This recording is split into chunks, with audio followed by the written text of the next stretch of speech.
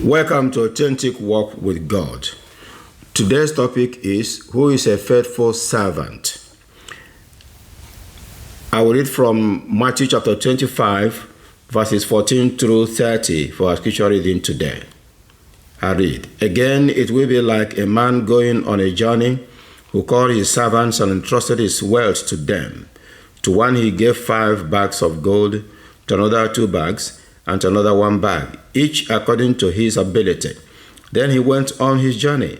The man who had received 5 bags of gold went at once and put his money to work and gained 5 bags more.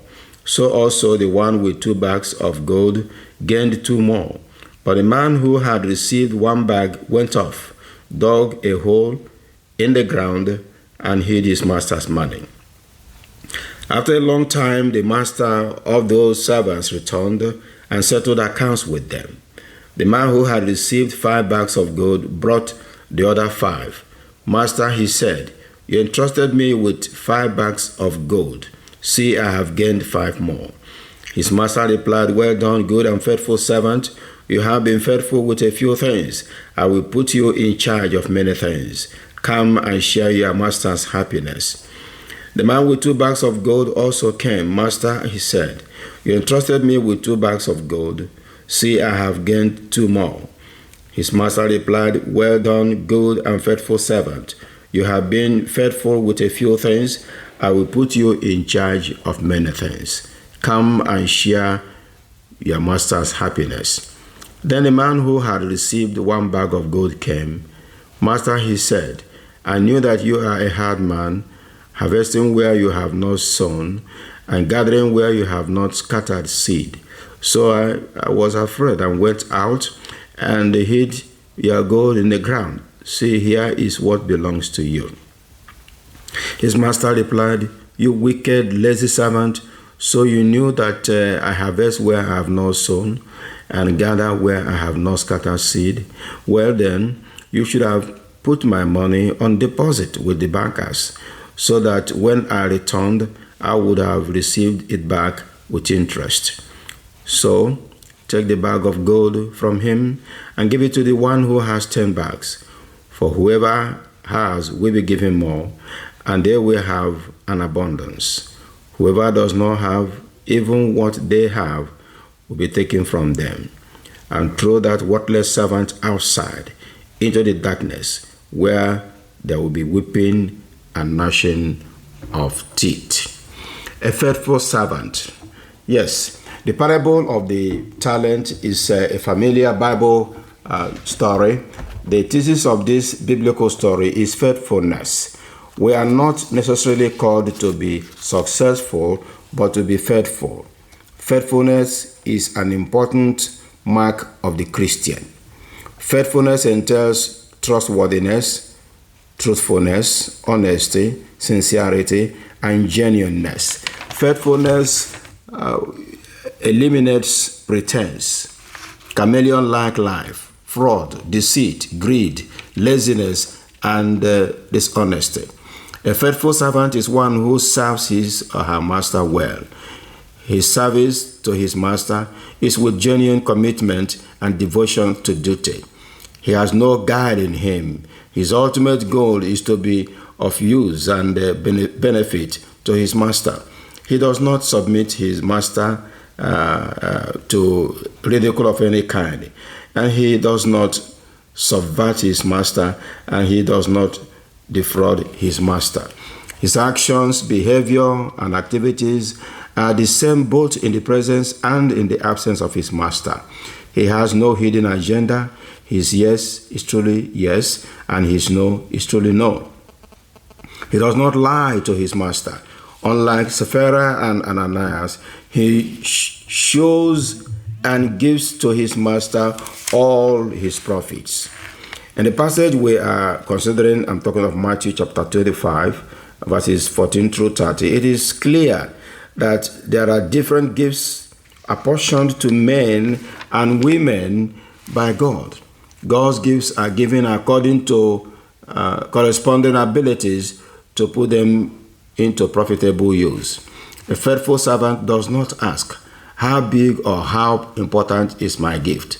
He asks, how best can I use my gift in order to bring benefits to my master?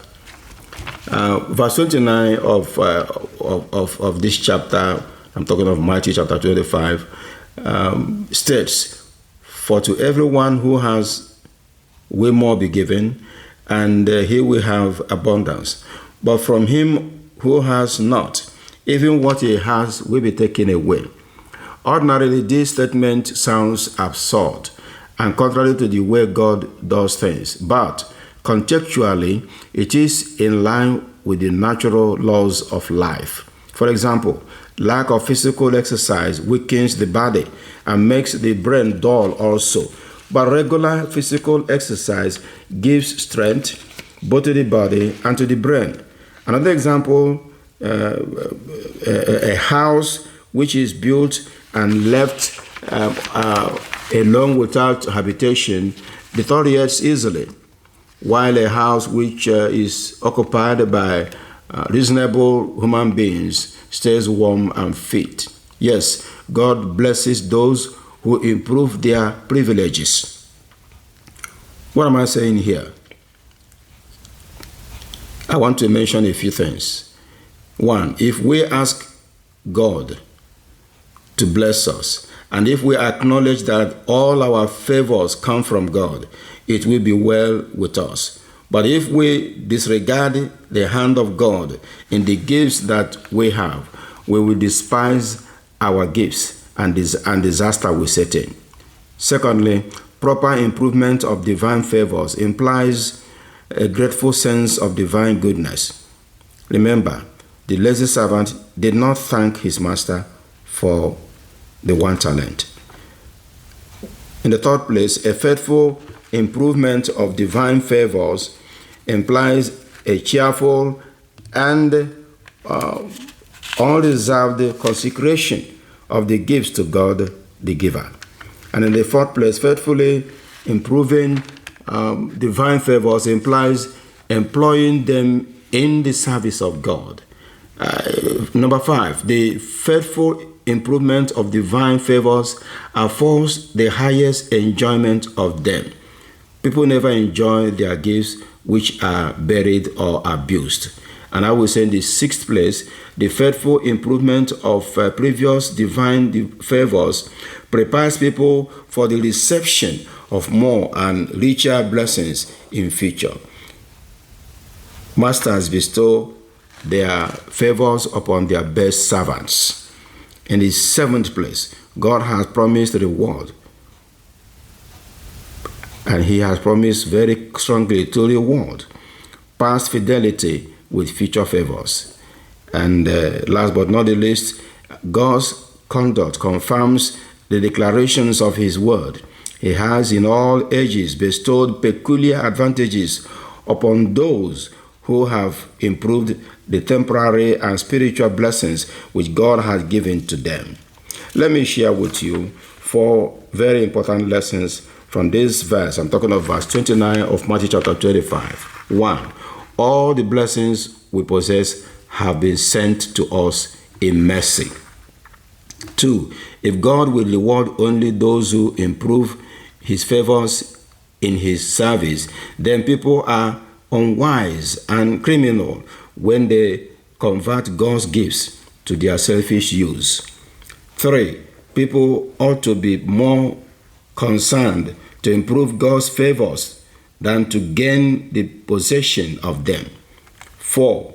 Those who abuse God's favors have reason to expect that God will diminish his favors on them. It is therefore important to be faithful in the service of God. This is because 1. Faithfulness requires knowledge of our obligations, and therefore those who wish to be faithful will endeavor to obtain clear and correct views of what they are bound to do. 2. Faithfulness requires an enlightened view of the grounds of those obligations. Without this, there can be no rational desire or fixed purpose to discharge them. 3. Faithfulness requires superiority over all conflicting tendencies.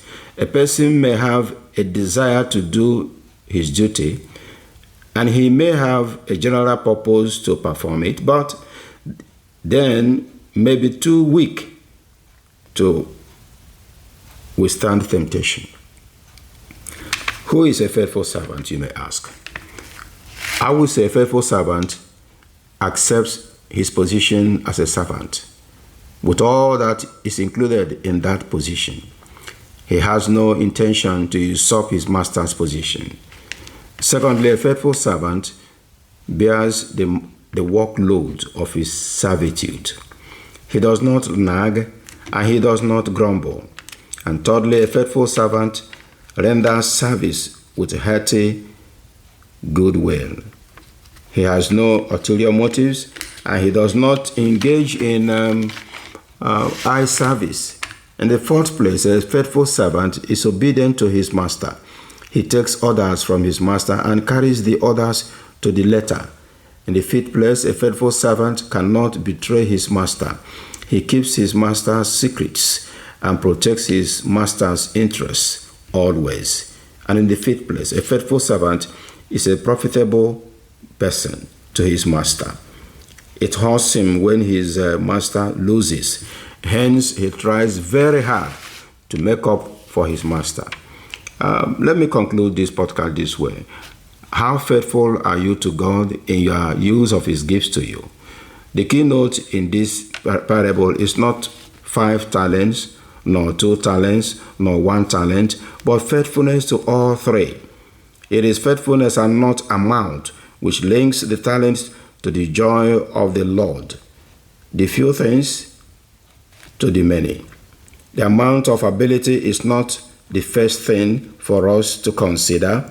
The first thing to consider is the faithful use of whatever ability we have. A small rat produces blood equivalent to its size. So be faithful in the management of God's small gift to you, and God will expand your boundaries. Always have at the back of your mind that you are only a servant. God is the master. You will eventually render the account of your activities to him one day. What will he say to you when you render that account? Will he say, "Thank you, good and faithful servant"? Or will he say to you, "Depart from me, I do not know you"? It depends on how you use the gifts I've given you right now. It depends on how you are performing. May the Lord bless you as you serve him faithfully.